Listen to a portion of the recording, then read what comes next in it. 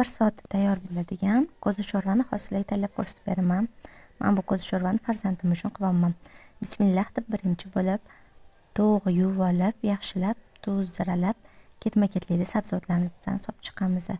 Uyimizda bor sabzavotlarni solamiz. Sholg'om, agar kabachkilar bo'lsa, so'rarsanglar bo'ladi. Menda yo'q edi, ularni solmadim. Atak bo'lsa solish kerak. Chunki yana ham mazali bo'lib, foydalari ko'p bo'ladi. Bolgarskiy zelin, piyozlar solib, ustidan qaynagan suv quyib, yaxshilab ustini falkada yopib olamiz va pechkada, qizigan pechkamizda 180 gradusda 1 soatga qo'yamiz. Bu orada 1 soatga qolmay pishib chiqadi. Bu orada bo'lsa masalaga bitta chesniy o'tsifini qo'ymoqchiman.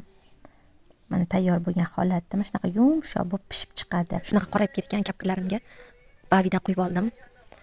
Bavi bilan mana shunaqa hamkorona emasman, chesni o'tsin bo'lgani uchun. Faqat men bu narsani oq kiyimlarga deb o'ylardim. Men qorayib ketgan anaqalarni ham birpasda toza qilib, naq ham turmadi suvda. Natijasi ko'zni quvontiradi. Meni profilimga obuna bo'ling va yaqinlaringizga ulashib qo'ying.